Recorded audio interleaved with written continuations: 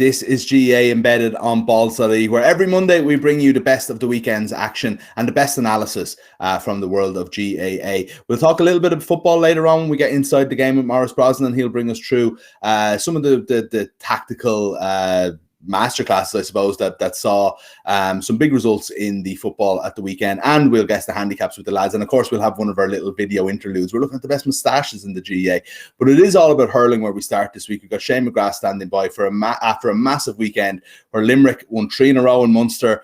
What a second half performance. We'll get into that. Kilkenny are Leinster champions once again. What a surprise. And we had some qualifier action as well. So let's talk to Shane McGrath. Shane, how are you doing? You were at a couple of matches at the weekend, and you've got a good little tan for it. I've got the light shining on my head here. It makes me look very pale compared to you, I have to say. But look, I'm sweltering talking about this here now because I had to close the window to do this. So I can only imagine what the players went through in all the matches we saw this weekend. How they got through it is unbelievable. Unbelievable, Mike. Unbelievable. And I think what you seen at the weekend was no matter how fit you are, no matter how much training you've done, nobody trained, in May or in June getting ready for championship in 29, 30 degrees heat. We might have seen it in maybe one round of the league, I suppose the Tip Waterford round comes to mind with the heat that was there that day, but just phenomenal stuff, Mike. The players, everything was left out there. And I think for me, it was a real common pattern across the weekend was, 44, 45 minutes influx of subs. I was there in Thurles, Clare and Wexford.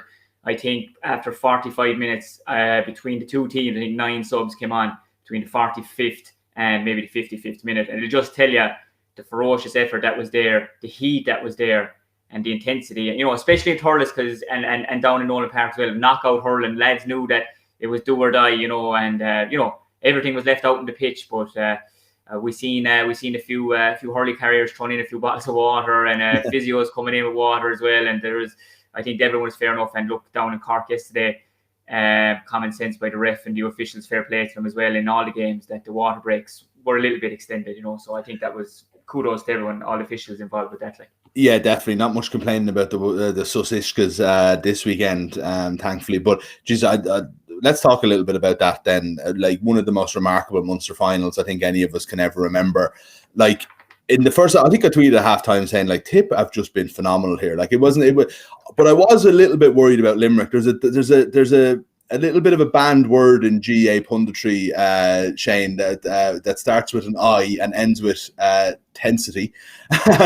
But it did feel like Limerick were just off the pace and Tip had their number. And then the second half, like a performance for the 8, like, I mean, it almost a defining performance for this great team, like you would think. Yeah, just phenomenal stuff. I suppose we all know the figures at this stage, Mike, but I just maybe to tell some people what they were like. I mean, at halftime it's 2-16 to 12 points. Fast forward to the second water break, and the score is 2-17 to 2-22. Yeah. So Limerick outscored Tip 110 to 1 point in the third quarter. Now, if I could just put it into context for people, how dominant were they in that third quarter? Well, Limerick got off 13 shots and they scored 11 times. But Tip only had 4 shots in the quarter, and that will tell you the dominance that Limerick had in the whole thing. And they got 1 point. We got 1 point in the third quarter, and I suppose look that set up what was to come. I was down at the game myself, lucky to be there. And 10 points. You're 10 points up at halftime in a Munster senior final, and the air around the ground with all the Tipperary fans was, there's something big is coming here out of Limerick. And I was just. I thought it was absolutely brilliant, John Kiley's interview straight after the game, and I just have a quote here from him. He said, "We've great faith in our ability as a team. We had to do a little bit of restructuring, but it really was about us getting stuck in. We were not physically engaged in the game." So for me, no matter what team you're with, no matter what you're doing, there's John Kiley, who's one of the best managers over the best hurling team in the country at the moment, saying we simply didn't work hard enough in the first half, and that's why Tip dominated everything and took it back foot. The little bit of restructuring I thought was very interesting for me, that Keane Lynch moved more out of the centre and they started hitting him more on the wings with the ball, and he was winning puckouts when he's no right to. And Dan McCormick was probably our man of the match in the first half. By our, I mean Tipperary's. He had spent so much energy trying to curtail Keane, and Keane was a colossus for him there. And throughout the whole game, really, when things even weren't going well for him, like.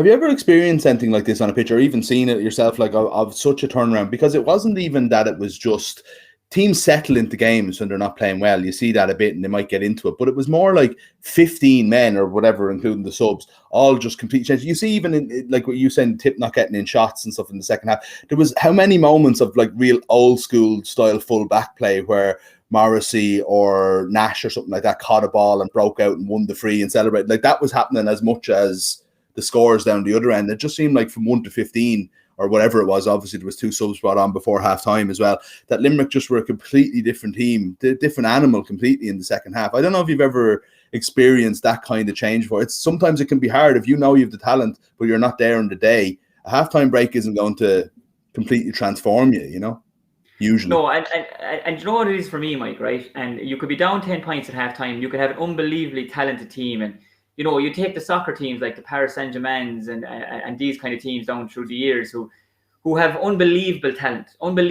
but they could be down 3 or 4-0 at halftime and they could lose the game 6-0. And for me, the difference in those kind of teams and the Limerick team that they have now, right? And I was talking to Limerick people afterwards. I said, first of all, this is the greatest group you've ever had or maybe you ever will have. And they all agreed to say, look, we are enjoying every moment of this. Since we spent long enough looking at G winning things or looking at Clare winning things or looking at all the other teams in Munster winning things. And they said, we're going to appreciate this. But it's summed up, John Kiely sums everything up for me. And you're 10 points down at half time, you do a little bit of restructuring. But if you don't have a culture embedded in the group, and that's what they have, these Limerick lads are very close on and off the field, Mike. Yeah. And John Kiely said after the match, he said, we did this for the group, but for the guys this morning that trained the Kilmallock, and he said they trained their backsides off. And I've no doubt that was probably brought up in the dressing room at halftime. I've worked with Caroline Currid before. She was with us when we had success with Tip. And like, you know, the 10 or 12 guys that train in Kilmallock are helping to make this team better. And then even when the Limerick lads are lined up to come out into the pitch, there's subs either side of the wall there to give them a clap on the back. And for me, that's what it is, Mike. You can have all the talent you want in the world, but if you don't have that culture and you don't have that belief in each other, that when the chips are down, and like as anybody that was there yesterday, 10 points down at halftime, majority of other teams would have said, it's so hot today, it's just not going to be our day. But no, because of the whole culture they have, the group they have, and obviously the talent they have.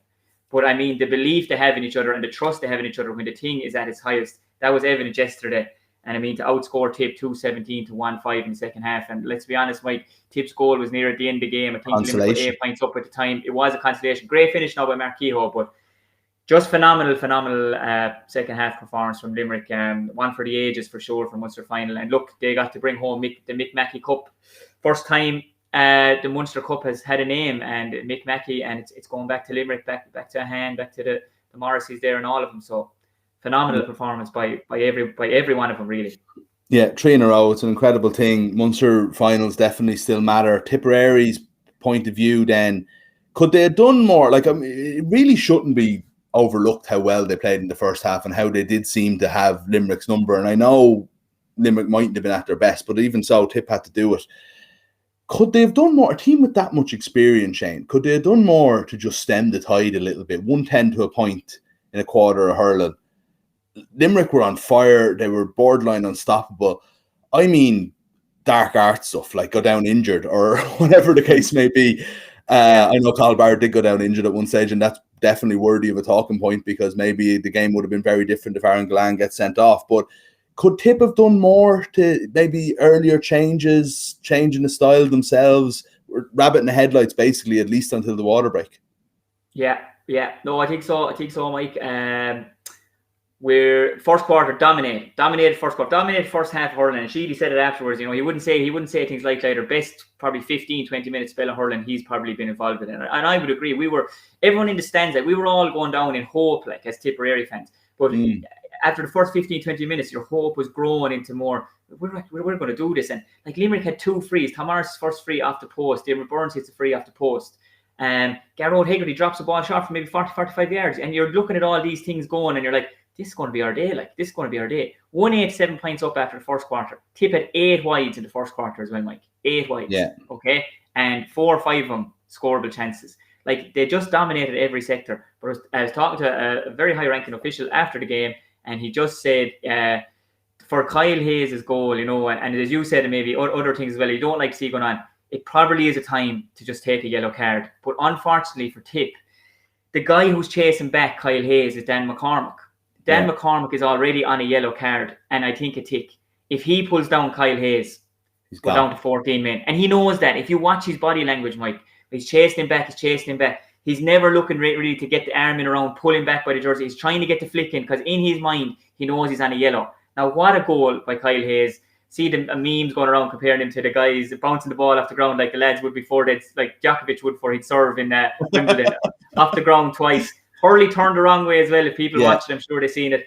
Like, that's some confidence in yourself.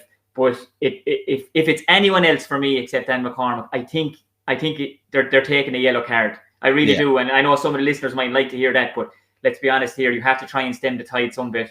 And, like, you know, as soon as that goal went in, like, I mean, the confidence they grew. And, you know, the smaller the gap was getting, you could see the confidence in Limerick. The crowd were getting louder. There was a big Limerick crowd, the terrace to the left of us there. They were getting louder and louder, and they stand across the way.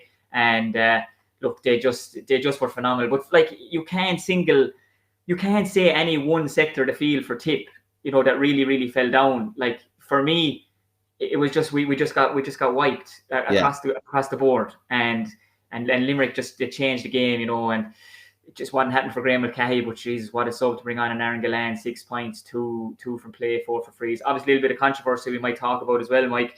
But I mean, Dan Morrissey, what a guy to come in, and just the Limerick smarts as well. I just love learning from the best all the time. Rich English goes down, and it's a temporary substitution. So Limerick are allowed to bring on 5 more subs as well after this. And with the heat that was there yesterday, they were allowed to bring on 6 guys. And it's just good smart. It's boxing clever all the time. Their subs have a big impact. Pat Ryan comes on, gets on a lot of ball. David Reedy gets a point. You know, Conor Boylan comes on and he's busy. Serious bench. Serious squad. Mike, I think it's in their hands. I really do now at this stage. And isn't that it? Because, I mean, I've got questions over, like, I mean, you have to have Kylie's thing maybe is like, you know, you'd have to have competitiveness in the squad. So maybe we don't play Morrissey and we don't play Gillan because the lads have done nothing wrong or whatever. But, like, you're watching and you're like, it's a Munster final, play your best players. Like Dan Morrissey, like, you were opened up, or Limerick were opened up twice in the first half, and you're thinking, like, you know, there's the man who was, you know, the best fullback in the country last year, so on and so forth. But it's really hard to even have these discussions because as soon as they turned it on, there was no team. We're talking about what Tip could have done to maybe stay in the game, but it feels like there was nobody that could have lived with them when they were like this. It's actually hard to analyse flaws in Limerick because even though they're there, they can just overcome them. Like, yeah, they can. Like, you know, like if I take Keane Lynch for example, normally Keane would be chipping in with 3 or 4 points. Like, he scored 1 point from play yesterday, and as I said, Dan McCormack was our man of the match, Tip's man of the match in the first half. But he was spent trying to curtail this guy. 1 point from play, he got it in the first half. But the amount of ball he got on, and it's just the trust they have in each other that they know, right, if it's not happening for me today, I'll win the ball and I'll throw it out to you. And like Gerard Hegarty came roaring into it there in the second half, 3 points from play. Tom Morrissey's best performance of the year so far, league and championship, 5 points from play and a free. You know, as I said, Gillan, Shamey Flanagan slowly but surely becoming their go-to guy, 1-3 from play, caused an awful lot of bother, you know, and the goal disallowed, square ball, right call for me, he was in the square as well. And Peter Casey, often an unsung hero of Limerick hurling, because for years, 3 years even, he was always with Graham McCarthy or Shamey Flanagan just to get on the field. 5 points from play yesterday. His last point showed his fitness and his composure. Over by the sideline, tips the ball onto himself, cuts in along, gets a bit of space, taps it over the bar. 5 points from play from him. So, like as you said, you could try and tie down a few of them. You know, I mean, Sean Finn wasn't even at his really best yesterday, but Barry Nash steps up and is unbelievable. Like, so, like, what do you do with them? Like, Diarmaid Byrne scores 4 points, like a monster point from play. He runs up the field, the ball hits the post, and he gets the rebound. Like, you know, I mean, Kyle Hayes' wonder goal. But then again, Kyle Hayes probably wasn't at his brilliant best yesterday, but had one of the best moments of the championship and got goal of maybe this decade, maybe probably one of the greatest goals ever in hurling. If there's any flaws, I suppose the couple of goals we got was when Decky Hannon was on the back foot, Mike. And I suppose other teams might look at that to say, Decky Hannon outstanding on the ball, but maybe we could try and catch him on the back foot. And I suppose Tip did get some change out of going long. But if you look at Tip's puckouts, you're not going to go long on Hayes or Diarmaid Byrne. It was right down the middle. And, you know, we did get some change out of that. So I'm sure other teams might look at that maybe. There was definitely an option. there was an option there as well of like kind of having the one man in coming out, but runners in as well, and that would be like, it'd be a frustration for me for both Clare and Wexford.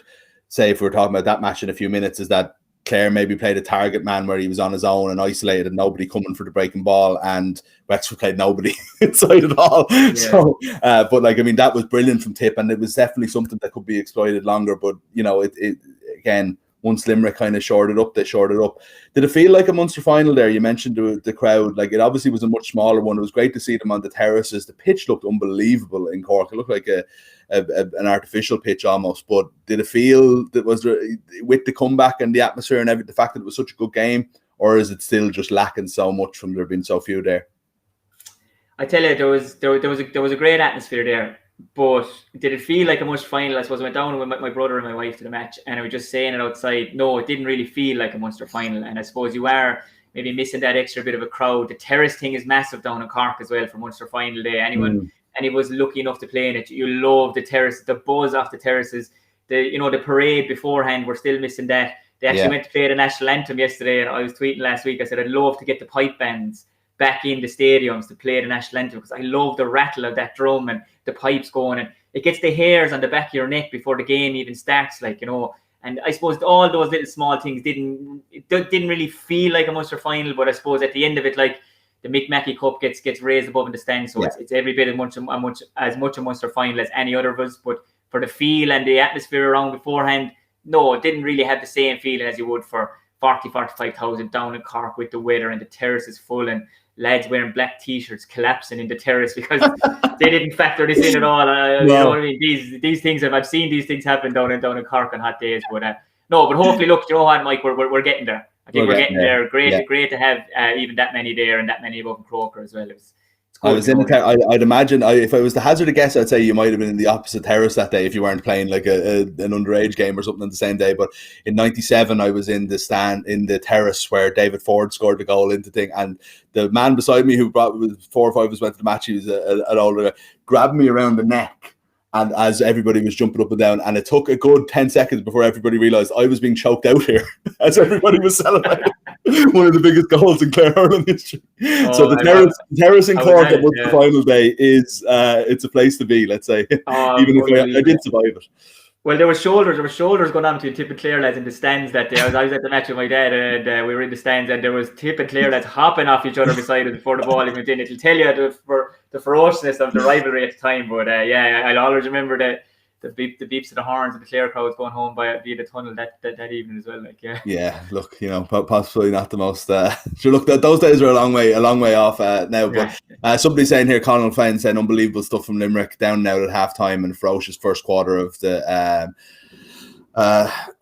senior hurling, I suppose. I don't know what that is. Liam Malley also look for shout. If you want comments, obviously, if you get us on Twitter, you can get us on YouTube. Wherever you're watching, you can just leave a comment and we'll get to it over the course. If you have any questions for Shane, we'll probably leave Limerick there. I think they'll be waiting in the wings now for 3 weeks, and you know, we could be talking about mid-2000s Kilkenny here, where everything else is just window dressing as we kind of wait for the All-Ireland final. But everything else will be interesting. And the Leinster final was maybe a bit of a letdown. It was like there was a point where you're thinking Dublin are still in this, but they're just not scoring enough. And then Kilkenny just, you know, there was a little bit of a swing there with, you know, there possibly could have been a red card. Didn't mean to overlook the possible Aaron Gillane red card in the other thing as well, in the other match as well, and it would have changed it. It is an important talking point. It would have changed the game, but there could have been a red card in the Kilkenny game as well. Then Walter Walsh wins the soft free, and it just felt gone after that, didn't it? Yeah, it did really. I just, for me, like, I mean, Dublin were facing a battle before the ball was even thrown in, Mike, you know, with everything that was going on. I mean, losing the 4 players, like one because of COVID, and I think the 3 guys are close contacts. But if I put it in context for people that maybe don't understand the significance of this, right? The 4 players, are Ronan Hayes, Cian O'Callaghan, Fergal Whitley, and Oisin O'Rourke, right? Mm-hmm. Ronan Hayes was absolutely flying it at the moment. He would have played full forward, you know. Hugh Lawler got man of the match, Kilkenny, right? Outstanding game. Like, it's a different game for Hugh Lawler if he's marking Ronan Hayes, in my opinion. All right. The other thing is Cian O'Callaghan has been brilliant for Dublin this year. Cian O'Callaghan is not their best man marker. Cian O'Callaghan would be he would have been targeted to say, whoever is going the best for Kilkenny, you're going to pick him up. And maybe that would have been Owen Cody at the start for Keane O'Callaghan. Now, Owen Cody, he chips in with a point compared to his 1-5 last day, but got on the world the ball as well. So, like, that's two things, right? You're missing one of your main forwards, you're missing one of your main defenders, okay? Then you're one of the top fullbacks in the country, and Owen O'Donnell has to go off. Now, after 2 minutes, he's pulling up. He gets substituted after 4 minutes, okay? But, like, so there's two of your main defenders gone from a group of players who kept Galway to 1-9 from play for the whole match, 1-14 altogether. And it's, like Matty Kenny spoke afterwards, he just said to the group, you just have to go out and do your best. But I mean, Kilkenny, like, they were really comfortable in the second half for me. Like, I know it was 12-9 at half time, but in the second half, in the third quarter especially, I know they refer to it as championship quarter, I think, in NFL or NBA terms. And, Limerick did 110-1 against Tip, and Kilkenny did 7-3 against Dublin. Dublin 3 points in that third quarter, 2 of them from frees. Kilkenny get 4 points in a row, Mike, unanswered. And for me, that sets it up then. It's 19-12. I believe it was Keane Boland, wasn't it, that got sin binned in. And Keane Boland got hit in the head. And Keane Boland got hit in the head. Didn't was reluctant to go off, but look, fair play to the medical people. Jake Malone got the sin bin, I think, on 61 minutes. TJ steps up and buries it. And that's it. It's game over then. It's the Leinster title number 17 for Brian Cody as manager. Unbelievable record, will never be equaled again. I think for me, Dublin did very, very well to stay in the game for as long as they could, with all the factors that were there. And I think if they get everyone back for the quarter final, that they will still be a force. But the thing is, the preparation even now for the quarter final for them, Mike, like, those boys will have to stay away for 10, 12 days now, and they'll have to self-isolate. So your 4 or 5 year panel won't be able to be involved with the rest of your panel, and 2 or 3 of them probably will start the next day. And maybe they could all start, but they won't be involved in the group prep, in the video analysis, and that's another big setback for them, man. So I think there was a lot thrown at them yesterday, and they did very well, to curtail it. But like, Kilkenny now are in an All-Ireland semi-final, Mike, and you'd hardly even know they're in an All-Ireland semi-final. Like, they got through their Leinster semi-final the last day against Wexford, a ferocious battle. Like, are Wexford really that good this year? They're not that good, in my opinion, as to where they were in 2019. But Kilkenny got through it. They got the job done. They got the job done on Saturday evening. It wasn't their fault that Dublin were missing guys. Their bench stood up again. 6 points from their bench. 1-9 from their bench against Wexford. 6 points from their bench against the last day. And it's the strength and depth they have. I mean, like, I thought James Maher and Danny Sutcliffe had a savage battle. And James Maher pops up with 3 points. So that'll tell you, look how Kyle Hayes did, attacking as a wing back. James Maher doing the same as well, popping up, and a standout player. Adrian Mullen gets 2 points, could have had another 4, could have had 3 or 4 points. Cody's quite enough by his standard that he set now, 1 point compared to 1-5 last day. And their bench come in 6 points for play. Killian Buckley, Michael Carey.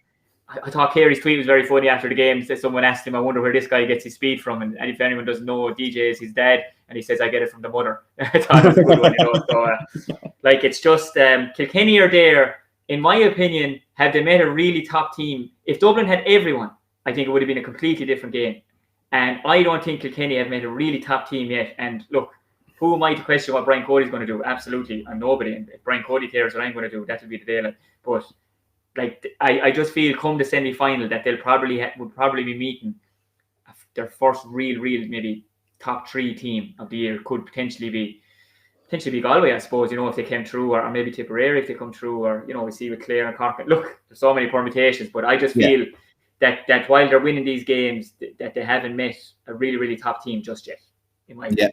Well, that's interesting, because they in that case, like, where the Limerick can wait in the wings now and have their 3 weeks, that's no harm for them. Kilkenny might not want the break if they feel like they haven't fully got going yet, and suddenly you're facing a team from the qualifiers who's come through and is raring to go. The other thing about that then is the legs of it. I'm fascinated as to which side is better there, because I would worry, say, with Clare, if they do come through Cork this week, that'd be a very, very tough thing to do anyway. And then you've got another week straight away again Against it'll be Dublin, I'd imagine, because they've already played Tip. But anyway, that's a conversation for another day.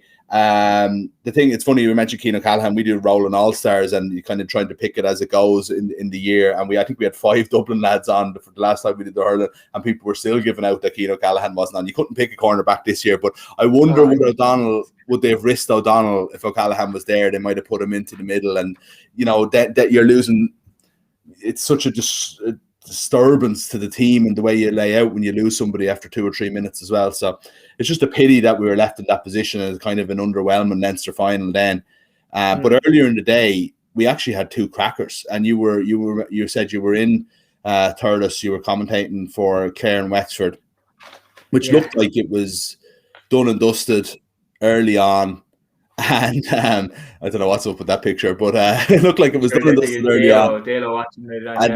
And then Clare just I don't know whether it was the heat or whether it was what, they just couldn't get a grip of the ball for a good. That's some tan line on Leach in, by the way, but they couldn't get a grip on the ball at all for a good 20-25 minute period. They just had absolutely no position. They won no 50-50s. They were giving the ball away sloppily in defence and stuff like that. Is that a heat thing? Is it Wexford turning it up? I don't know what you make of this game altogether. For me, I'd be both worried as a Clare fan and really disappointed as a Wexford fan that I feel like an era is slipping away. Yeah, I thought Clare were much the better hurling team overall for the whole day, and I would compare it, Mike, to the way Clare would have hurled against Waterford, in that it was a 4-point hammering. And I said that before. I thought Clare dominated every sector, and I thought this wasn't far off it. I thought Clare were dominant every sector of the pitch. 193 points up after the first quarter, and they had 3 wides in that time as well. They just looked so composed on the ball. It's knockout hurling, but Wexford looked a much more nervous team. Clare's tactics, they got their tactics spot on. If Wexford went short, they weren't really. They were happy enough to get it to go long. Why? Because they would have had their half-back line set with Diarmuid Ryan, John Conlon, Paddy Fitz, Colin Galvin's dropping deep, Colin Malone is dropping deep as well. Aidan McCarthy's able to cover ground. And Ryan Taylor is coming out the field as well. And they were able to mop that up and work the ball up the field. And usually, as I said, Clare always left 1 or 2 guys light. So they always had a target guy in there. So that was usually Shanahan in this case. And I thought Shanahan had a fine game, chipping in with 2 points. But if you look at Wexford, where they were turned over the most, that middle third, Clare lads just swarmed like they did against Waterford. Didn't see it as much against Tip now, but they swarmed. They turned Wexford over time and time again, used the ball well. And Wexford, and you feel sorry for the Wexford lads sometimes. I mean, like Matthew Hanlon or Liam Ryan got a lot of sharp puck outs sometimes. They would have went maybe 2 or 3 yards. Kevin Foley dropping deep as well. But when he looked up, it was a strange one for me. Not one Wexford person maybe inside 50 yards. Not one. Just a sea of yellow and blue jerseys, like Clare jerseys, and no Wexford lad to be picked out. And what worked for Wexford then was, and I'm sure all the traditionalists were delighted, they moved their full forward line finishing up was Rory O'Connor, Conor MacDonald, and Lee Chin. They pumped ball in the top of them. Those boys caught the ball or broke the ball, and they got great rewards out of it. They scored 1-5 in the last quarter, But for me, the damage was done in the first quarter, Mike. 193 points. You go up to halftime, then it's 115 to 110. Dee O'Keefe's goal, I thought, was a great example of players thinking about sin bin and not pulling the lead down, because he went through, and if you watch it, 3 Clare guys were coming on him.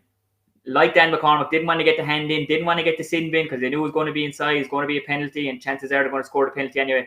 Let him go, couldn't get the flick off, and Dee O'Keefe scores a goal. And Wexford outscored Clare 176 points in the second quarter.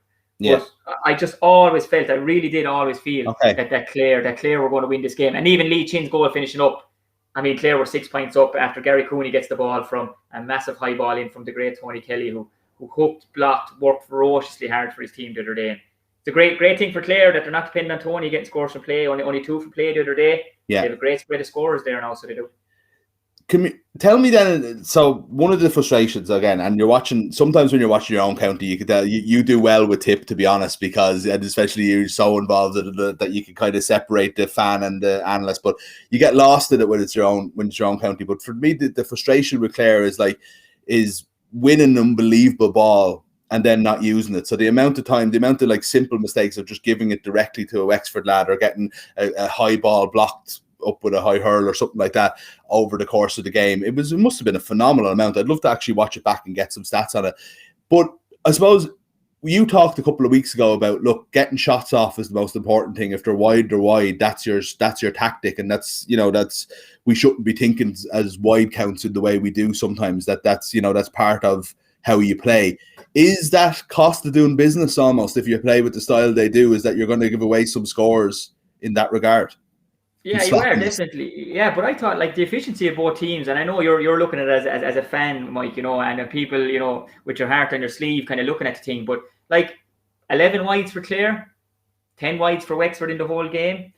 It's not absolutely terrible either. Like, I mean, I thought there was a fair amount of efficiency with the ball, and there wasn't much opportunity to get though, a lot of that kind of, yeah, but I tell you, like Mike, as I said to you, like, I mean, lads, Clare were ferocious in the first quarter, even in the second quarter as well, and Wexford came back strong. But I tell you, it was roasting commentators in the game, let alone try to do anything else. And it's just something that you have to factor in over the weekend, that these guys are professional athletes in every way, but we're not professional athletes living in South America. Like, we're professional athletes living in a small island of Ireland where we've got weather like we just hadn't seen in so long. So you can't account for it. Like, you could do altitude training or anything, but you can't account for giving your all in 29, 30 degrees of heat. And that was evident for me after 46 minutes. Damien Reck came on for Wexford, and in the next 10 minutes, there are 9 substitutions made.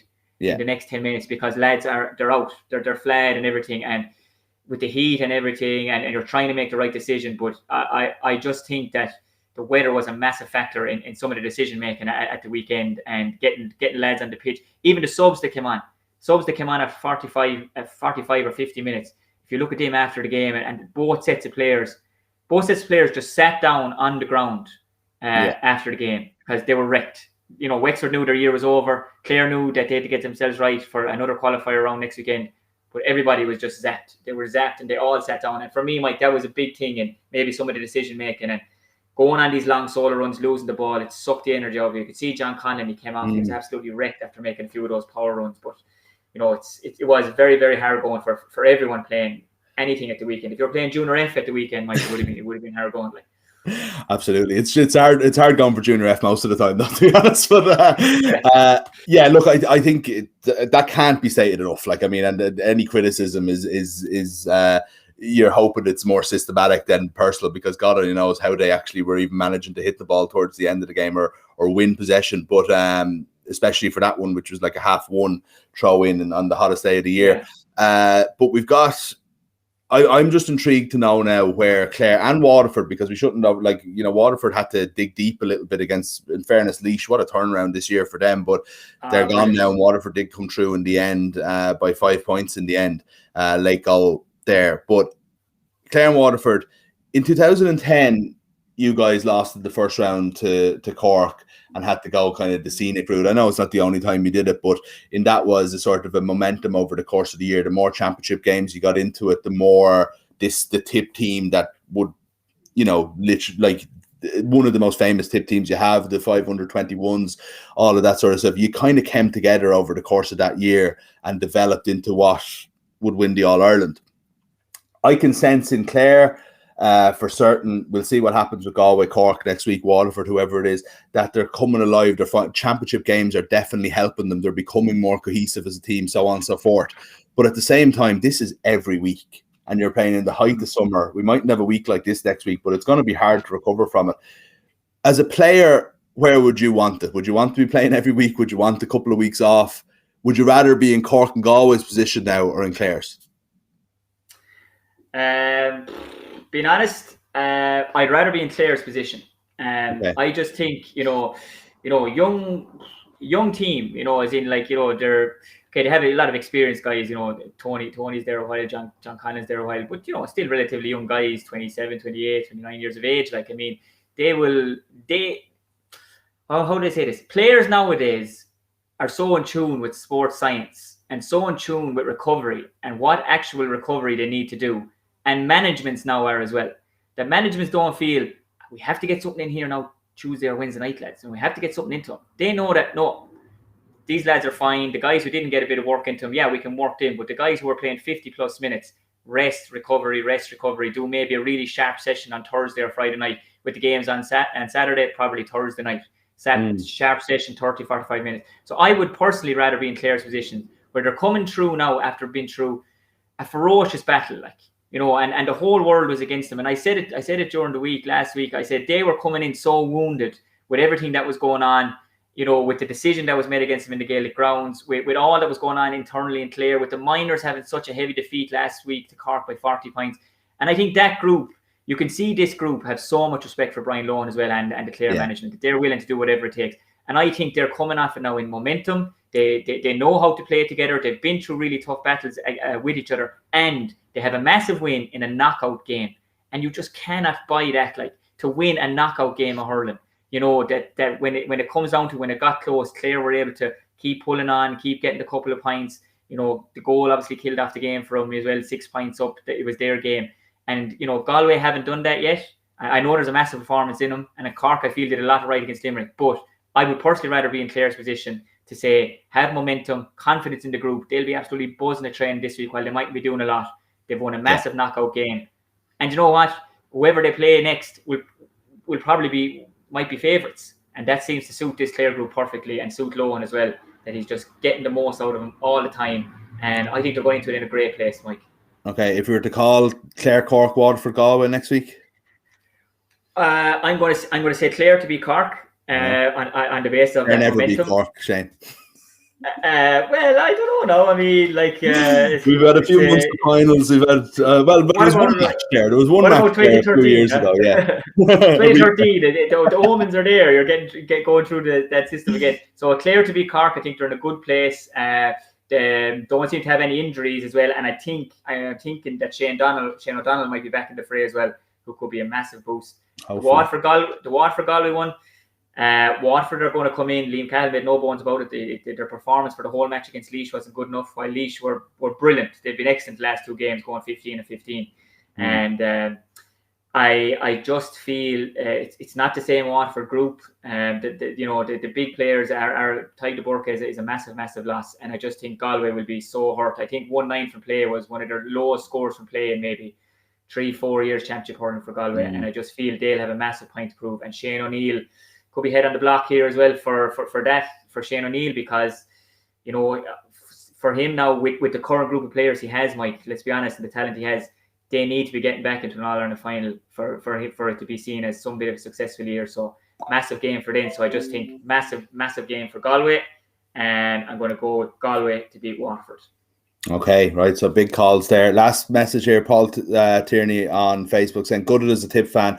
All the expected usual comments. Okay, deserve it to a point, but now Tip need to finish it off. But neutrals looking on must have mixed views in Limerick, as they aren't that unbeatable as they seem." I don't know, me and you have probably a different thought on that, and maybe they're more unbeatable than they seem. But I suppose the last thing is that from Tip's point of view, can Tip come back from this? We'll talk about it in a couple of weeks. Obviously, they've got a couple of weeks off now as they wait to see what happens in the next week. Our Tip, it's hard to come back from that kind of shell shock in the second half, but I suppose having the week off is definitely useful.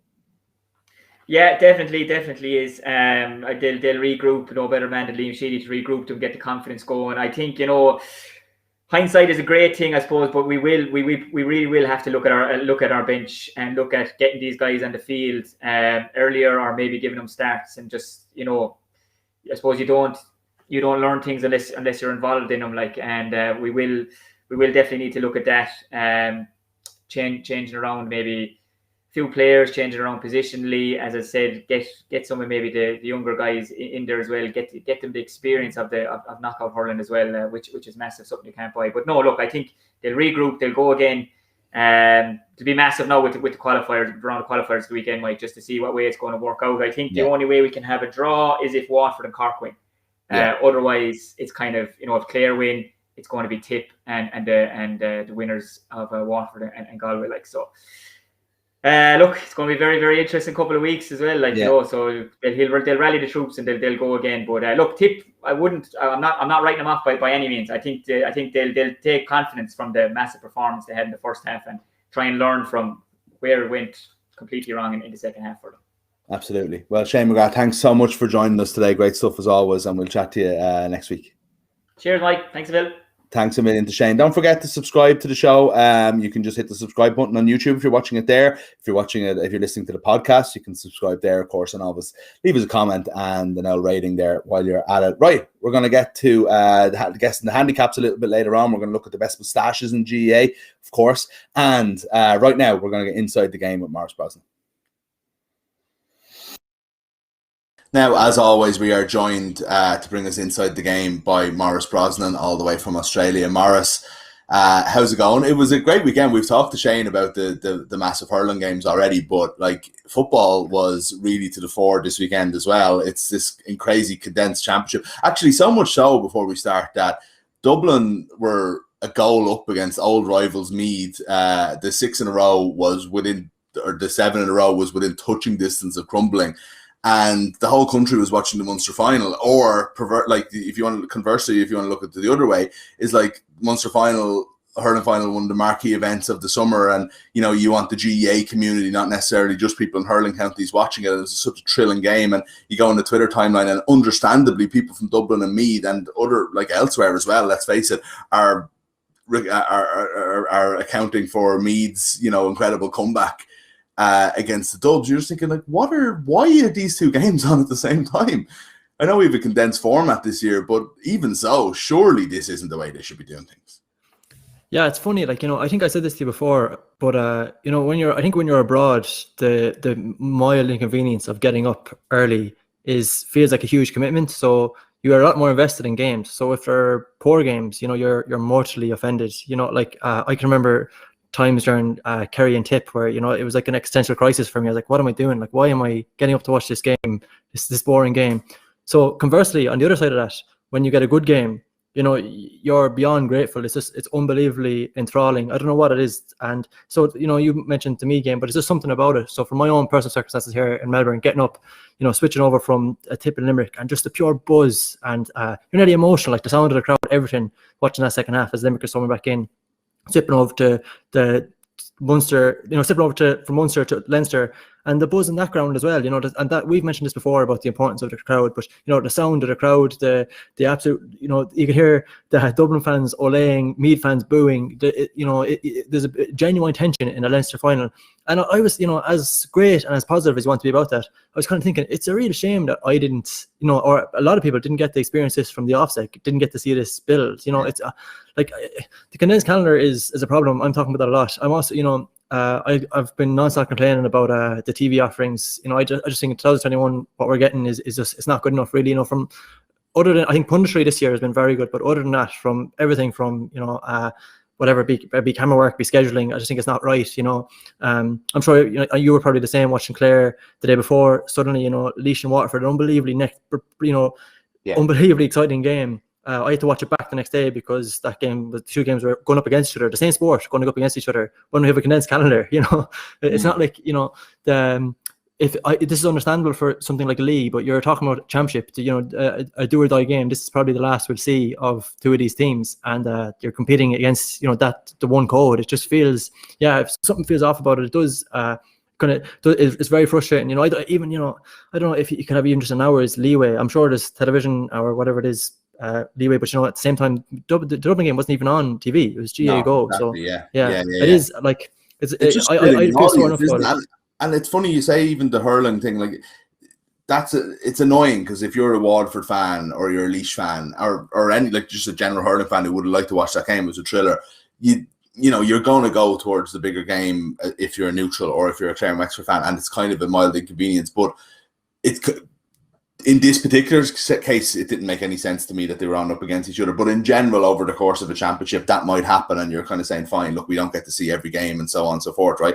And we never did. But I think with something like this, when GAA Go is available and you can buy in this match for a $5, or you might have a season pass or whatever it is, it's like, why would you split a GAA audience between people who like football and people like hurling, when there's so much room for both? And it's one of the issues that across the association, I just feel like making a decision like that yesterday, I just amplifies how much, in my opinion, it doesn't seem to matter to the people who run things that we're getting more and more every year, I think, into more of a hurling crowd and a football crowd. We're actually one of the few podcasts left that actually cover both sports, if you know what I mean.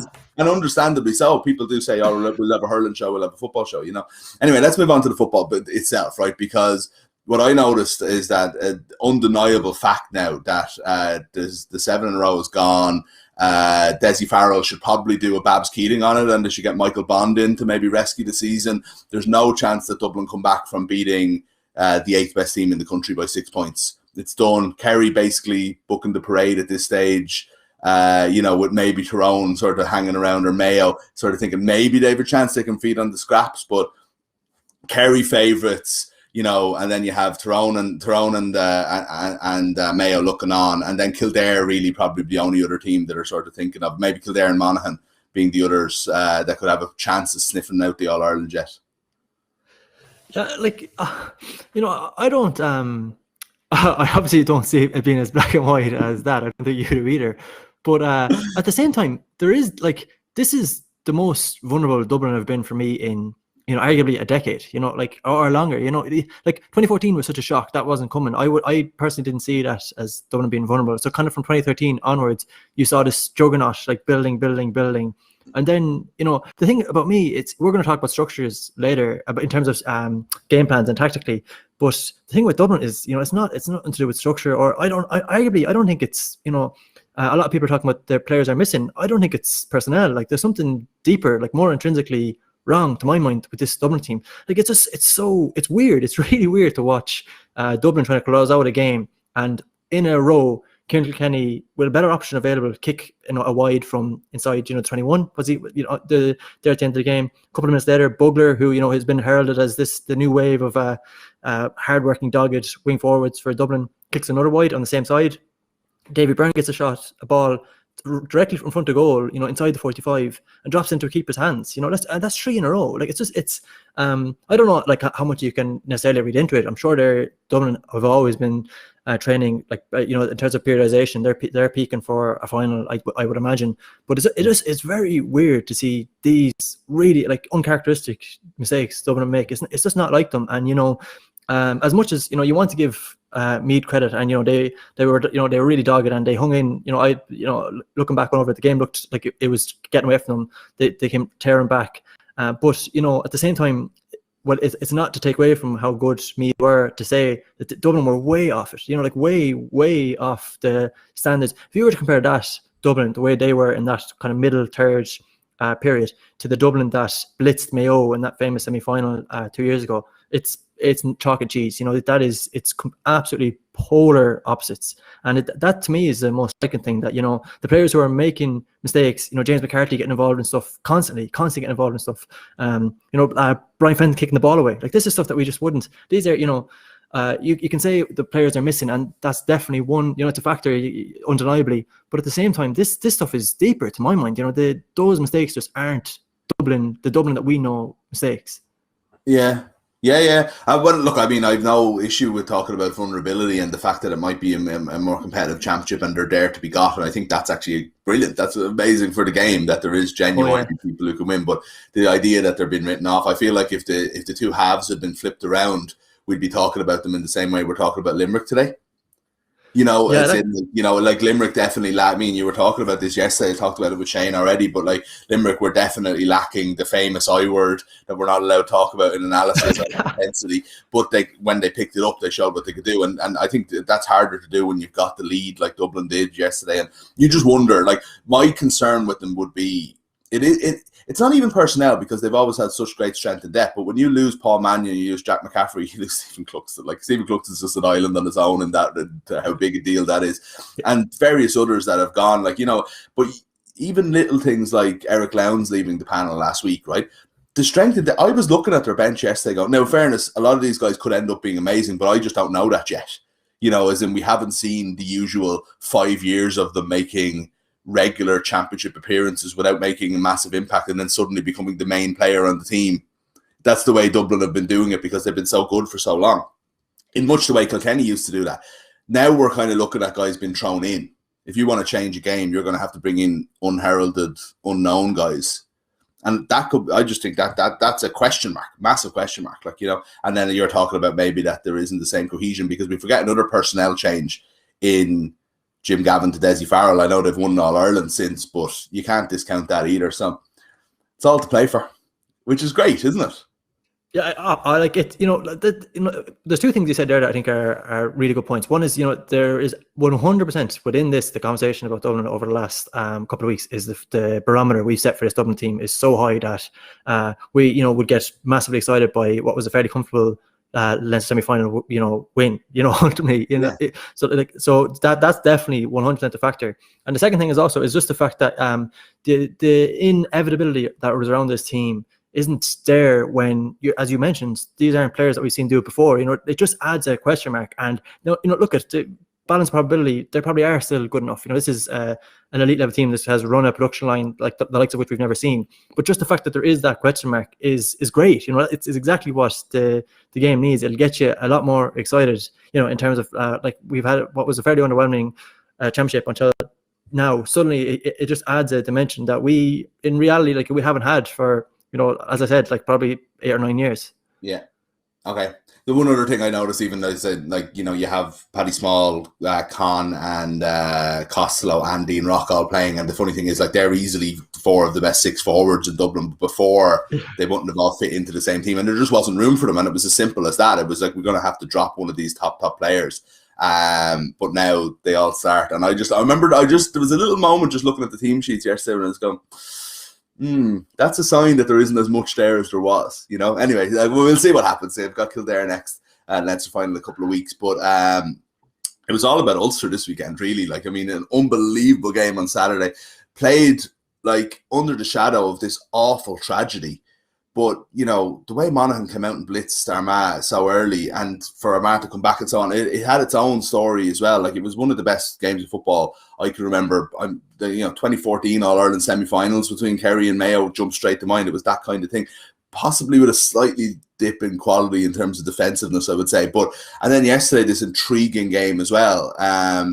Less exciting, I would say, in many ways, but, you know, in terms of its consequences, almost far higher, you know. So, like, in terms of, like, I know it was funny because watching Pat Spillane and Sean Cavan at the start of the broadcast yesterday, trying to big up Ulster football, and Pat apologising and so on and so forth. It was a bit of dramedy basically with that. But it is true that Ulster football is so turned on its head now that it's like, instead of going, oh God, I couldn't watch that, I have to watch it because I have to talk about it tomorrow, it's like, this is the one I'm looking forward to, and I want to. It's like the other stuff is the stuff I'll watch because of duty. Yeah, and you know, this is I was thinking about this like last night actually when I was watching the game. You know, like to a certain extent, because of what you're saying there, I wonder. You know, I was going to talk about Tyrone and structurally, and you know, you like nearly laud them for what they did. You know, because they didn't blink. You know, they pushed up on the kickouts, they got their matchups right, they they left 2 up, and then I was kind of thinking, you know, actually, this just justifies our criticism for the last couple of years. You know, like I don't necessarily think this stuff it's not that innovative, to be honest. You know, this is stuff we should have seen before. You know, I don't know how much. I kind of, in hindsight now, I think back. You know, like obviously, look at they executed it very well, and they're in the final. But I don't know if I would, you know, like overplay the significance of what they did, because, you know, this is like nobody ever called for revolution when it came to their criticism of these teams. You know, it's been a big topic recently, is this idea of defensive football. And I personally now, you know, I can't speak for anybody else. I don't think I would ever criticize the team for setting up defensively, but I would criticize the team for having a bad game plan.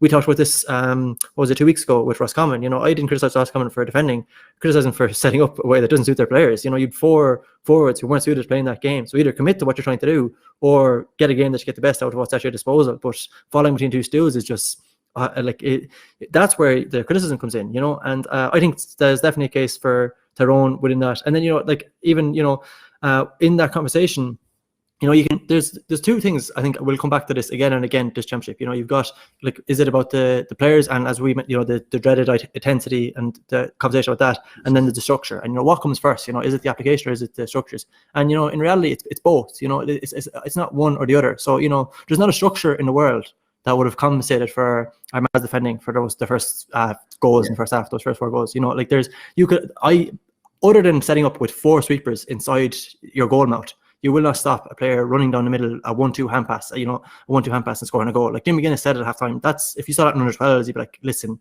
like that's not how we play football. So there's no, there's no structure. It's not about Ulster football. It's nothing about that. That is just application. That's just, whatever it is, mental lapse. I think they started very, very slowly. Armada started very, very slowly yesterday. And then the other conversation then is about the structures and it's about what that gives you. And I think that's where Tyrone players brought it. They've got unbelievable athletes. I think that really told at the end how quickly they finished. And you look at the way they lined up in the middle third. Like you look at Sludden, Hart, McGeary, Myler just romping forward, Burns. That's another level of whatever you want to call it, intensity, if you want to go down that route. But at the same time, then they have a structure around that allows them to get the most out of disposal. So they're leaving 2 up, which is great to see. So even if they don't actually use that, the option is there, and that's where I think that's where. What I was always calling for, it's just it's about a balance. It's not one or the other. It's about if you set up, you can get a blank. The idea of setting up a blanket defense is all fine and good, and you get low players behind the ball. But what do you do when you have the ball? If you don't have a structure as an outlet, as a player up the field, what do you do? You're running the ball up the field, and suddenly that becomes a lot more easier to defend against, because as a defender, their only option here is to put head down and drive forward. And that for me, that was so patently obvious this weekend. So you go back to the first McGeary's first score.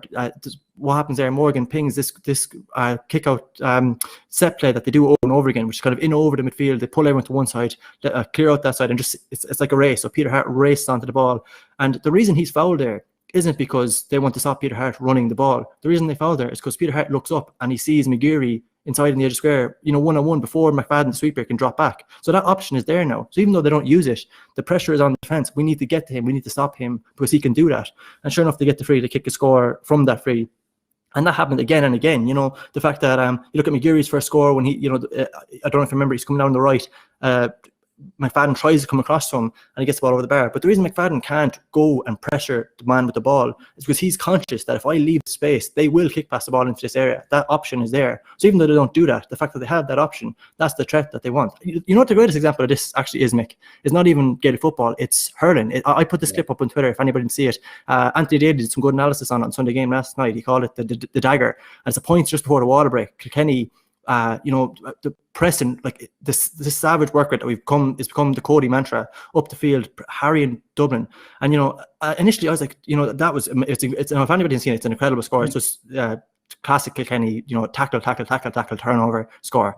And but at the same time, I was watching that and I was like, why didn't Dublin, Rush is one of them, why didn't you just pump the ball, get rid of it? Yeah. And the reason he didn't pump the ball is because you watched the play before that, and the way that score comes down the other wing, right, Kilkenny's other side, and you look at on the 65, Paddy Deegan has the ball, and pressure them there is Crummy, Cian O'Sullivan, Donald Burke, they're all Sutcliffe, all there surrounding them, which means when Dublin get the ball back, they have no outball, they have no option, and this is the way they have committed to play. They need all their players to work like dogs and get back. But if from Rush's perspective, he's there and he's saying to himself, if I puck this ball to the field, we're guaranteed to lose it. It's a 1-on-1, 1-on-4, maybe 1-on-3 at best, but we are guaranteed to lose it. If I carry the ball out, it might be, a 30% chance that we hold on to the ball, but this is the only option I have. So if you don't give yourself that option, whether that be, this is any team, this could be Tyrone, this could be Donegal, this could be Dublin, any hurling, Gaelic football, it's true for any sport. If you don't give yourself that option, you become predictable. And that's, that's what, certainly from my perspective, that's what I'm critical of. It was never ever about game plans. It was never about your strategies, your approaches, set up however you want. But if it's predictable, it's easy to stop. And that's, the greatest telling point of all this was a lot of times the teams did that, they were losing. Yeah. So like if you're relying always on runners outside you to kind of work the ball up, then you do what Kilkenny does and defend from behind and from the side.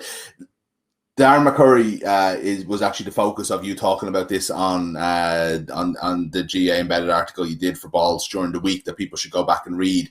And it's a lot of what you were talking about there, and a slightly more positive outlook from Tyrone in that way of just like making sure that there is that outlet there. But it's funny because if you look at this year of like McKenna kind of back, obviously he was back last year, but kind of back full time in the setup this year, and you would have thought that Colin McShane would probably have at this stage probably a bigger role. We'll probably see him a little bit more later in the year. Darren McCurry wasn't the person we were thinking of as going to be Tyrone's marquee forward, but again, on yesterday, he's showing at this stage that he is kind of demand for them at the moment. It's been a long time coming with this guy as well. Yeah, it definitely has. And you know what's interesting about, like, from McCurry, for me, this goes back to what we talked about in that article. I talked about, the idea Sean Kavanagh had, it was like, you got a fairly heated debate within Tyrone and outside Tyrone when Sean Kavanagh moved into punditry, and fairly early on he was critical of he said it was, the famous thing was, Tyrone do have marquee forwards, but we don't get the best out of them. So, and that goes back to our conversation earlier, is it about players or is it about their approach? And as I said, it's about both. So, there's definitely things McCurry could have done better previously. There's definitely things Tyrone could have done to help him. But now, the structure, the whole point is that, you can see that the structure is set up so that even if McCurry doesn't necessarily fire, like at times yesterday, I would have been critical enough of how McCurry played. He kicked up the wide on the right from an impossible angle. And that was actually off what we're talking about here. That was a kick pass, a deep kick pass. He gets the ball, spins around. And the reason he's trying to kick that score straight away is because he knows if he holds onto the ball or tries to recycle it, Donegal is really mobile, kind of middle third, will come back and swallow him. So once the kick pass is in, you kind of need to make most use of it.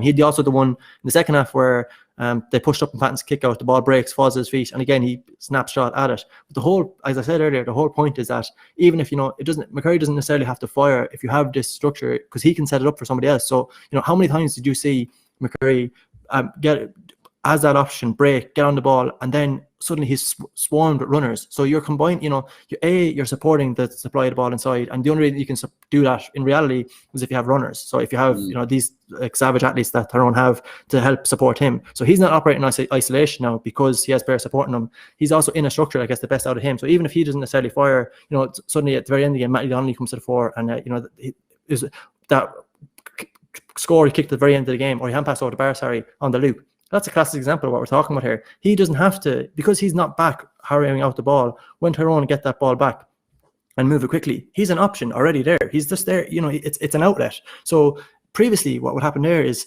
Tyrone would build, they'd be running the ball forward. And that's, as I said, that's suddenly when Donegal, the way the games would go, and the reason we get so frustrated by it is the team would run the ball forward, they'd come up to outside 45, recycle, the other team would drift back with them, pressurize there, recycle, try and work a scoring option, either a turnover or score, same thing back. And it's very kind of basketball-like. The fact now that you have some bit of variance, even if you don't use it, the fact that the option is there, that means that when those players are set up defensively on front on the 45, they know now that, listen, I have to be conscious of in behind me, because they could just as easily kick this ball in to McCurry or Donnelly as, McGeary or somebody else can run past me. So even if they don't do it, the fact that the option is there is the whole point of what we're talking about here. You just give, it's not about what it does for you, it's what it does to the opposition. It's an added question that will inevitably lead to higher scores and lead to more productivity for your attackers.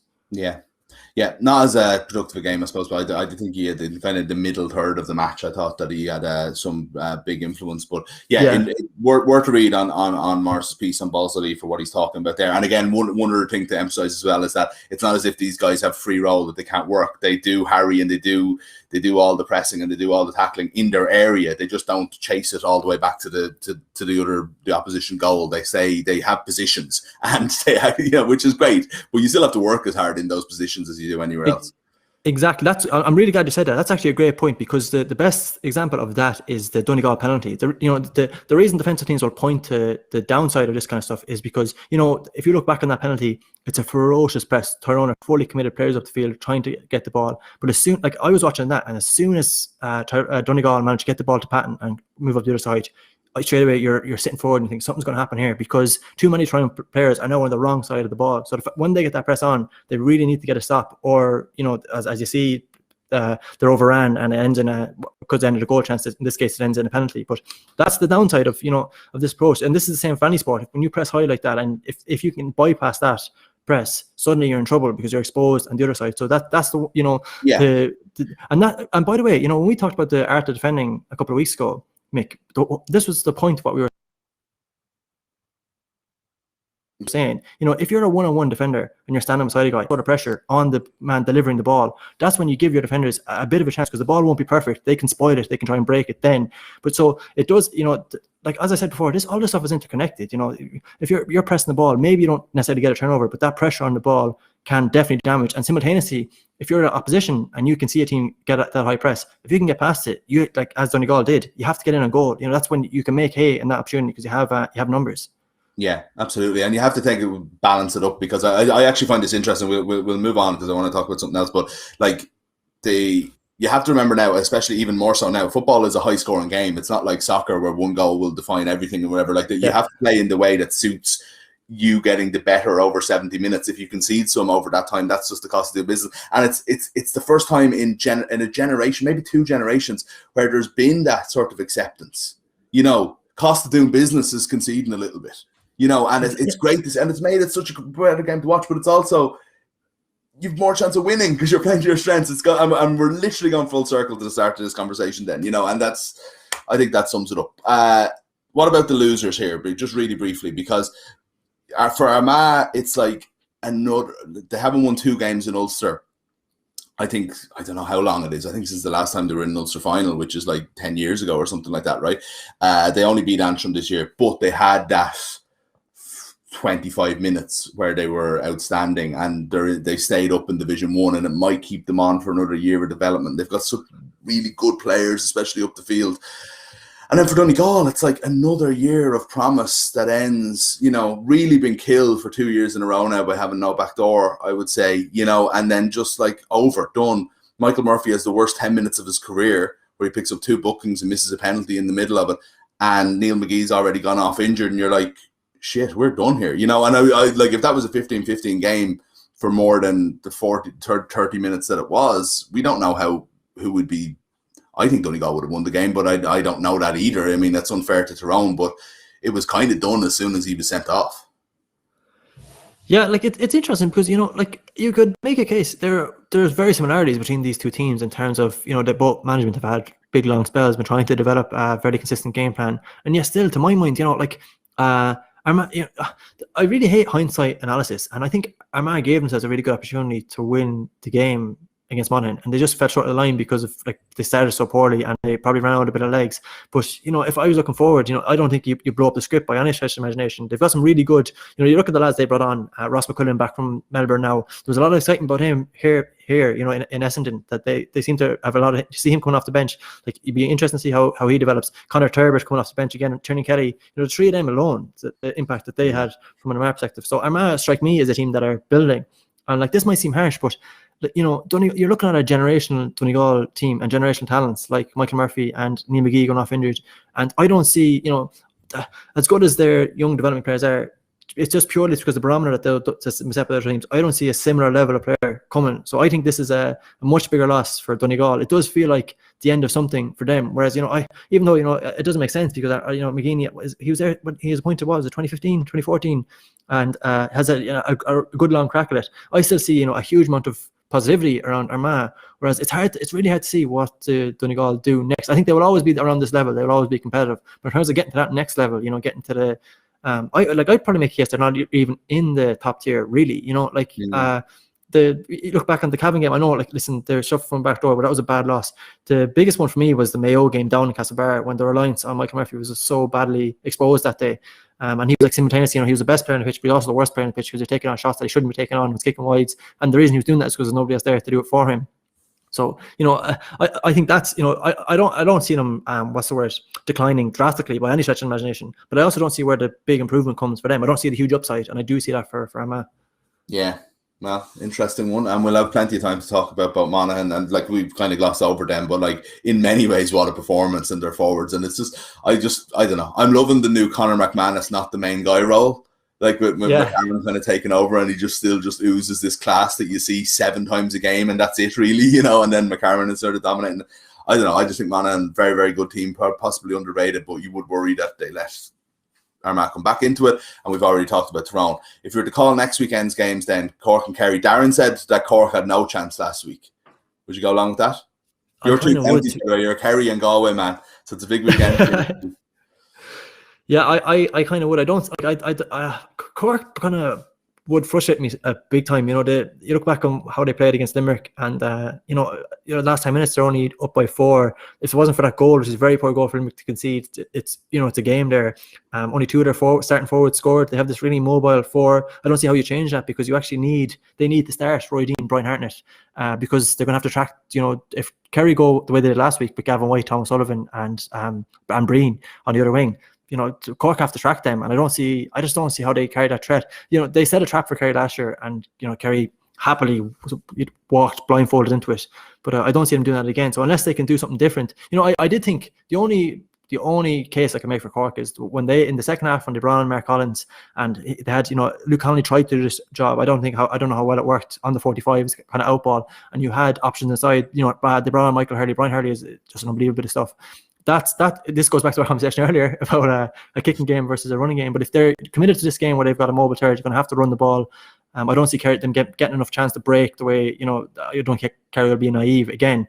So if they did something like that, maybe, but no, to be honest, I think Kerry are moving too well, and they demonstrated the necessary intelligence against Tipperary that I don't think they'll be caught again.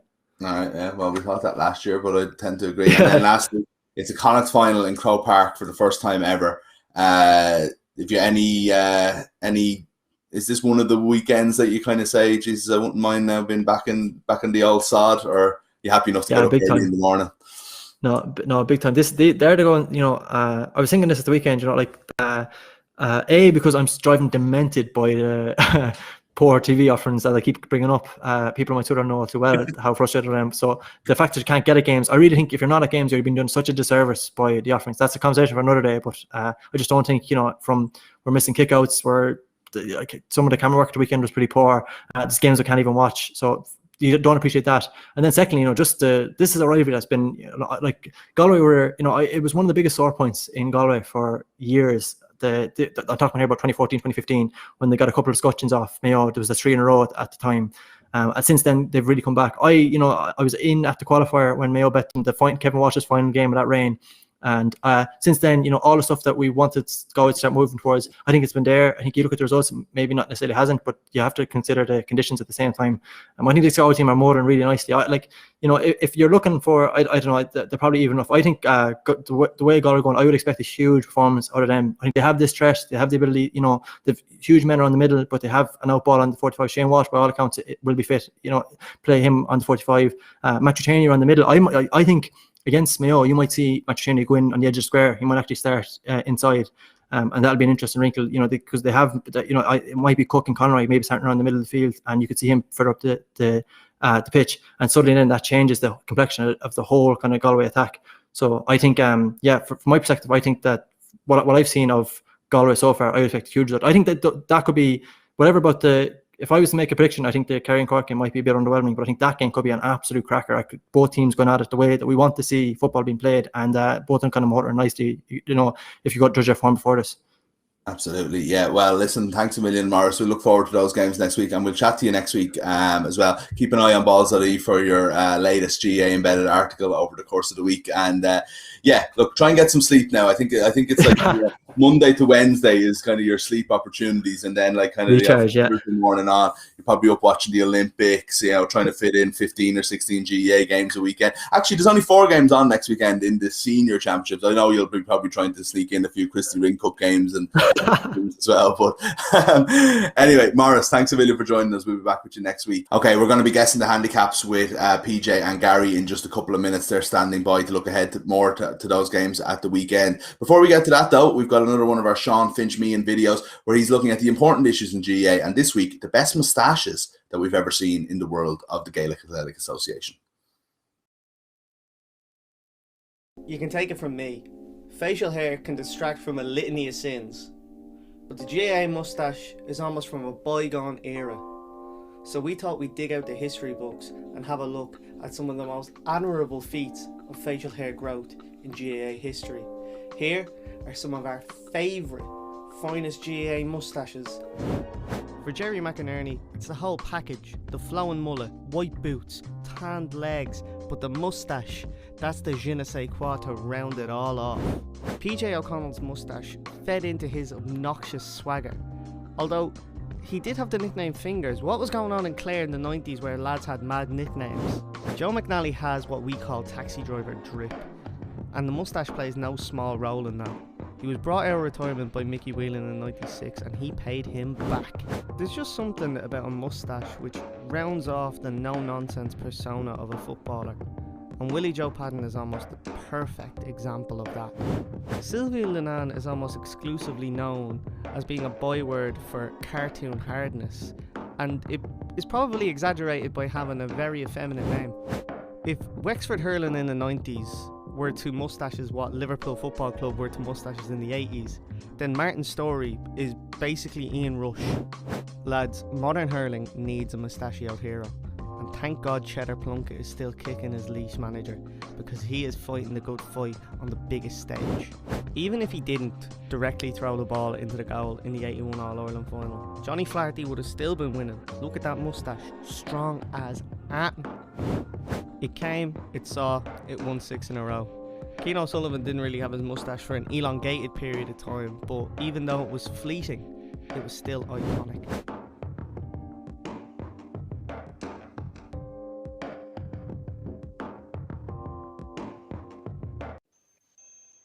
There you go. Ian Rush and Martin Storey in the same sentence. Not something you hear every day. PJ and Gary are with us to guess the handicaps.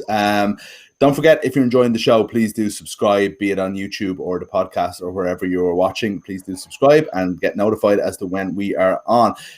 Colin Fines in the comments here, just on something Maurice was talking about. Question is, do other teams have the bottle to beat Dublin on their day when it matters? Still huge question marks over that. I think that's a really good point, lads, before we get into the handicaps, because it's not necessarily only about whether Dublin will lose. It's more, will a team have the self-belief on the day to grasp that opportunity when it arises? You know? Yeah, there's no doubt in my mind that Kerry have the self-belief to beat them. When it comes to other teams, I'm not so sure. I mean, like, Kerry have definitely in like league games, they put it up to them recently. There was like, Kerry really had the belief to come back from 7 points down that league game back in May. I wouldn't doubt Kerry's self-belief. Other, like, Mayo, I would never doubt Mayo's self-belief either. Like, I would doubt whether they can actually get up to the level of Dublin this year, but there's no doubt in my mind that Mayo believe that they could do it.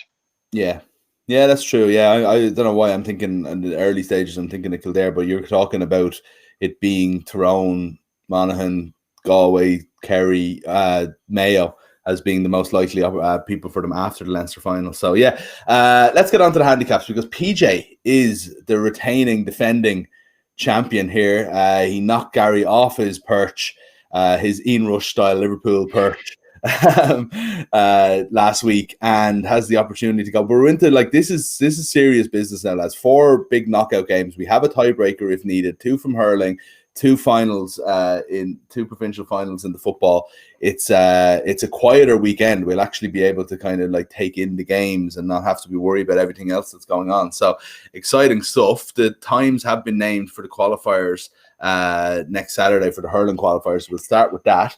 2 p.m. Saturday in Semple Stadium, Thurles, is Galway versus Waterford. PJ, I forget every week what my method is, so I'm going to go with a new one this week that is I'm sticking with from now on. Champion decides. Do you want the honour, or do you want to hand it over to Gary?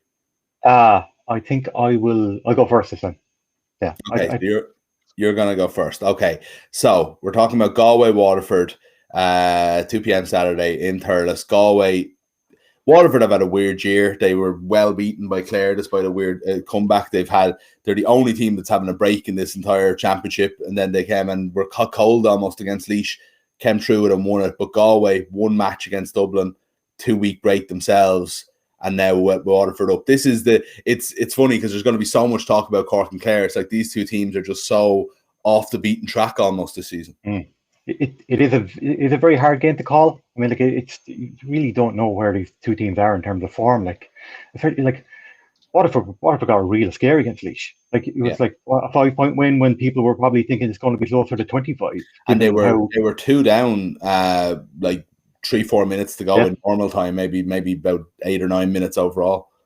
Laois had like a similar performance in the qualifiers last year when they got to within a point of Clare. So maybe we shouldn't be that surprised, I guess. But it was still, because Waterford had like Clare's back, who you thought they need to get these guys back if they are to kind of continue progressing. They got Conor Prunty back, who's a very good fullback, and Jamie Barron kind of came off the bench. It was still a pretty disappointing performance. Like, I think we have to see some kind of response from Galway this weekend, because they were abysmal against Dublin. Like they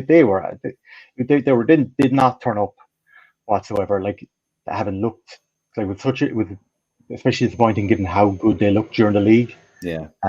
Galway won this game during the league by 8 points. It was like a really, really high scoring game. It was like 7 goals, 51 points. God, if we got a game like that this weekend, it'd be something else. I have a sneaking feeling that Galway are going to be favourites here, and I'm going to say Galway -2. Okay. Bearing in mind, I'm going with what we were offered today, by the way, so there is a chance that this changes. These games only drawn this morning. If you see a different one, I picked these at like about an hour ago, so they're accurate as of on air time. But you say Galway -2. Yeah, I know yourself and Shane were talking about it earlier, Mick, in terms of do you want the break or do you want the games? And it's kind of a weird one because there's been so few games this year that, Waterford, even though they were disappointing against Laois and only won by such a small margin, they could actually stand to them this week. And whereas Galway have kind of been less sitting for the last couple of weeks. So it's hard to know. I think Galway will be favourites. I think because of the result at the weekend between Waterford and Laois, I think there will be more than -2 as well. So I'm just going to say -3 for Galway. Reveal it there, please, Maestro. It is Galway -3. Yeah. Gary's off the mark, and a big chance. That's for that says Mayo versus Galway there, lads. It is a mistake, but it's not a mistake that reveals anything. Don't read too much into that. We will be getting to that game later. Pay no attention to the man behind the curtain. Staying on to hurling then. Cork versus Clare. I said to Shane that Cork never beat Clare. I did actually forget the All-Ireland final replay of 2013 for a second. But since then, they played 3 times the championship that year, by the way. Clare only won one of them. Obviously, one that was a draw. And since then, Clare haven't beaten Cork in the championship. They've lost 2 Munster finals. They've lost a qualifier. They've lost various Munster championship first round matches. And they did. Sorry, that's not. They did beat them in a round robin. Actually, Clare were already out a couple of years ago. But other than that, Clare have a really bad record against Galway. This is in Gaelic rounds at 4:30. I knew the second that Clare were knocked out by Tipperary that they're matching if they beat Wexford, they're matching the qualifiers to be up against the first Lions test. But there you go. At least it's not a direct comparison. I got the whole second half of the Lions match in anyway. Gary, you're up here. Yeah, this is kind of a tough one to call. Like, Clare are coming off the back of the games. Like, I know people are saying Wexford are poor, they're not that impressed by them this year, but they did come within a puck of a ball of beating Kilkenny there, in a Leinster semi-final, and everyone are raving about Kilkenny. So I thought that was a really impressive win for Clare at the weekend, especially with how comfortable they looked towards the end, but even accounting for the late goal or whatever. Yeah. Cork again, they seem to always be, everyone is kind of expecting more out of them, and they just continually come up short. In saying that, I don't even know who's the favourite in this game is really. I would say it's possibly Clare, so I'm going to say Clare -1, but I could be way off on that. Yeah, the hard one to call. You wonder how well will Clare recover from that game at the weekend. Cork, I'd say Cork players would have been spending the entire weekend in a darkened room, nowhere near the sun, at all. I remember a few years ago doing an interview with Michael Fennelly after he retired, and he said one of the things he was looking forward to after retirement was actually getting to go to a barbecue and enjoy it properly. So he didn't have to be sitting in the shade somewhere for the entire afternoon. One of the things you never think about. That footballers and hurlers have to do this. Clare were great. That first quarter from Clare was brilliant against Wexford at the weekend. The bang, they were gone. Or they got 11 points at one stage. Yeah. Got a bit nervy the second half, but they were quite impressive. 10 different scores, not relying on Tony Kelly completely. Tony Kelly had a decent game, but it wasn't this barnstorming Tony Kelly game where you're totally relying on him. Colin Malone scoring 1-1, Aidan McCarthy, David Reedy, and Ryan Taylor getting 3 points each. That's really good from the Clare forward. You have to be very optimistic about very, very positive about this Clare team. I think Aidan McCarthy, I think, could be young hurler of the year contender. Definitely young hurler of the year contender. He's superb. Yeah. Other thing, Dave McInerney coming off the bench, you would think, such an important player for Clare, you would think he could play a greater part this weekend. Cork Cork against Limerick, like it was like a weird game because like they could have been much closer than 8 points, Limerick, because there were a few moments I thought in that like second half when Limerick looked a little bit leggy, and Cork just like a little bit more composure. Like they could have gotten closer. Maybe they wouldn't have won it, but they definitely could have pushed Limerick a lot further. I think Cork are going to be favourites here because Gary said Clare -1. I'm going to see Cork -1, but I do kind of fancy Clare, but I'm going to have to say Cork -1. So once again, PJ didn't go for the scratch that would have like just gone with the one more, which does leave the possibility of a draw. It's a brave move, and it's a brave move that is rewarded because he's absolutely right. Cork -1. PJ fancies Clare. Shane McGrath fancies Clare. I'm a little bit scared now with all this Clare loving, but look, we'll see what happens next week. I would worry so much about their legs, but look, I would say actually the point I was actually going to make was there was parts in all 3 games that Clare played this year where they were unplayable. I don't think anybody could have lived with them, and they were various lengths as to how long those spells lasted for. I think if you can get that spell lasting into a 20 to 30 minute period, they might just be out of sight, you know. So that's what they'll have to look for next week before the other team settles. Let's move on to the football then, lads. It's 1-1 here. Both of you have broke serve with exact picks. And let's get on to the 2 provincial finals. Mayo and Galway, just talking to Maurice about it there. Historic Crow Park, first ever Connacht final played in Dublin. And the 2 big teams are the ones that are going to meet. Gary, no. Pete, I can't remember. Yeah, it's me. I'm terrible at this guess the handicaps thing. It's too long a show. I'm up first. Like, you know, Mayo, like the response to losing Killian O'Connor been pretty good. I mean, like, you know, as good as you could have expected. Like 67-point total winning margin. Sorry, 67-point total score against Sligo and Leitrim, won by total of 44 points. You know, in terms of like preparation for a game like this, having lost a player like Killian O'Connor, like it's probably what you want. Like Ryan O'Donoghue, who looks pretty good on, like, reliable on the frees. Like it is just hard to know, like, given the opposition, what way they're in. But you would think that they would be confident. Like I said earlier, Mayo footballers will never lack confidence, I think, and they will always think they can win this game. They won this game by a point last year, like in what will be, you would expect to be like very different conditions. Like, yeah, just a bit. Yeah, like the Galway's win against Roscommon, like that was Paul Joyce's first championship win. Incredibly, you think like it's his first match was a final because they got a bye in the semi-final to Sligo last year, and then it was all knockout, which is amazing. Yeah, they look pretty good in the second half. I mean, like they have some very good footballers. Like Matthew Tierney looks great. Like, they look like a super footballer, someone you could like build around for like the next decade. Paul Kelly was really good in that game as well, and like Damien Comer was back in that game. Who we know. I think it was Damien Comer's first championship game in 3 years. Incredibly, wow. Like we know with a wrecking ball. I think Paul Choice has said that they have a clean bill of health, which would make it think Shane Walsh is going to be back. Like I just don't trust Galway though. I just can never feel like I can trust them. Whereas I do trust Mayo. Yeah. But what way will this? I think Galway will probably be favourites though, so I'm going to say Galway -1. But like I wouldn't trust them at all. I would give Mayo a good chance to win, but I would go to Galway -1. Galway -1. Interesting. And that's the Killian O'Connor kind of factor there, I suppose. But yeah, it's funny you're saying it. Like the way we trust a team like that is them going out and winning the big game, and this could be the one that they do it in, and then you know we're all excited about Galway. That it's funny how big this match is. Like, you know, we can't trust them, we couldn't bet on them, so on and so forth. But they go out and beat Mayo, and they're like, "Oh, this is a tasty Galway team." You know, who've they got next? Yeah, like Mayo coming into it a bit undercooked. I know, like, great to get a run out in the 2 games they've had so far, but like, what did they learn from it? Really, I'd say very little.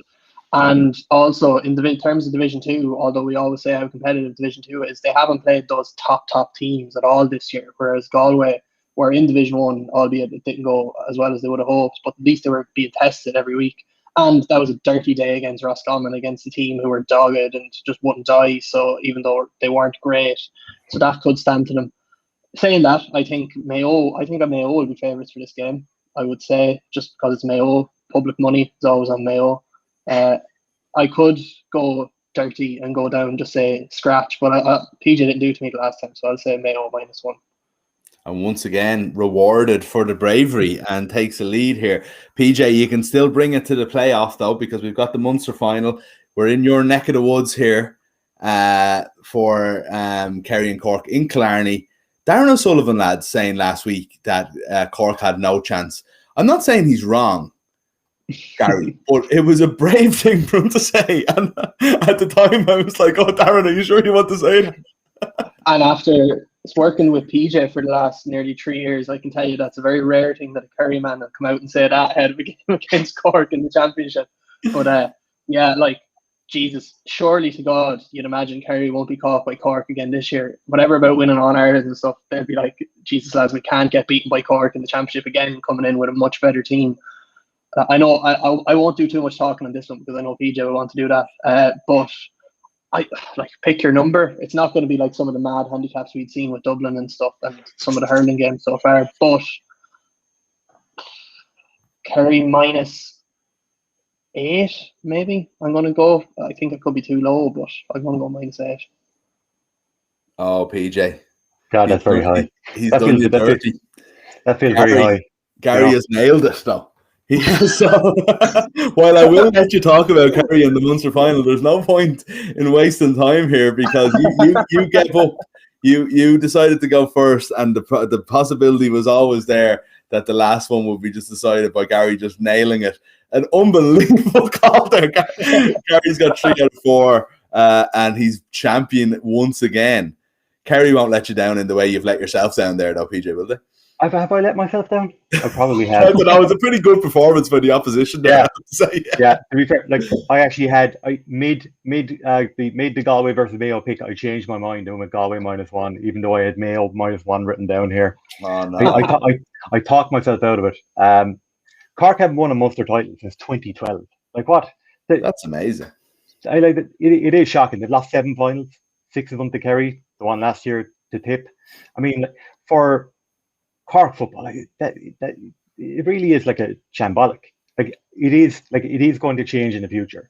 Like they do have some really good like young footballers coming through, and you would think in the future. I know if anyone watched the Cork and Kerry under-20 game, like that would what a fabulous game of football. Like just like there was a load of under-20 games on this week on TG4. Watch all of them. They really are great. Hurling and football, yeah. Yeah, like I think that Cork has some very good players coming through. Like you would think, like at some point in the future, Keith Ricken is going to manage the Cork footballers, or maybe he's just happy, like kind of bringing them through. But like you would like to think he's developing men, PJ. Yeah. If anyone didn't see his interview after the game and the week, you can check it out. It's on Twitter. You find it on balls.ie, etc. So, but definitely don't let that go by without watching it. It was a phenomenal. Yeah. Like you would go to war with Keith Ricken. Like what?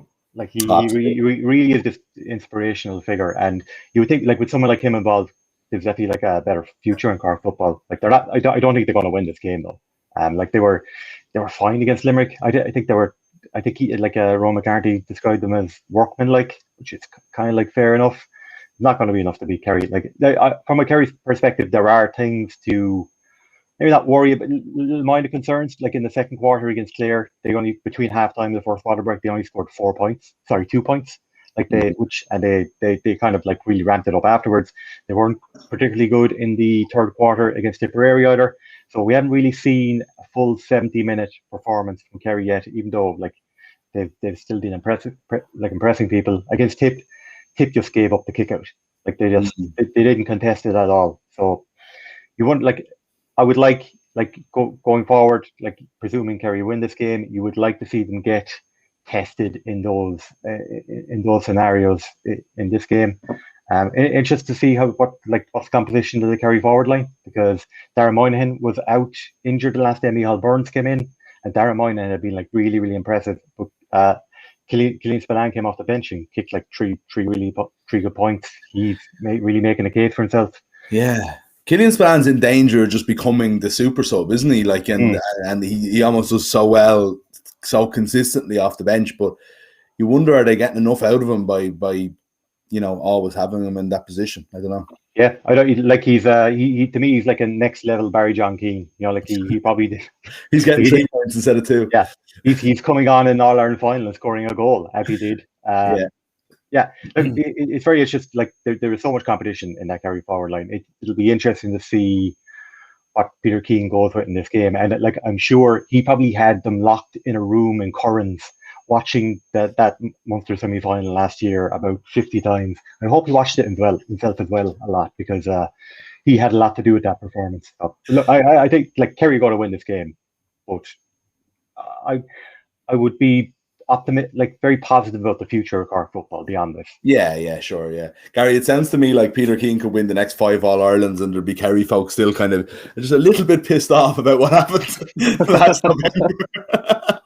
Look, they're not used to losing to Cork anymore, so in fairness, you can understand why. Yeah. No, not that the point wasn't well made, PJ. It's just it definitely seemed like there was a little bit of like, I hope he sat in a room and watched it himself. I really hope delivering food to old people during COVID. He should have been watching more football. Okay, that's Guess the Handicaps. Gary has regained his throne. We'll be looking back on all 4 of those games on next week's show. We'll have Darren O'Sullivan back on with us as well, as he has been just coincidentally after all the Kerry matches so far this year, but he'll be back on with us next week. Of course, stay tuned to balls.ie all week for more GAA Embedded content as we look forward to what's going to be a really, really good weekend of GAA. Don't forget to subscribe to the channel, be it on YouTube or on the podcast, and we'll be back with you next week.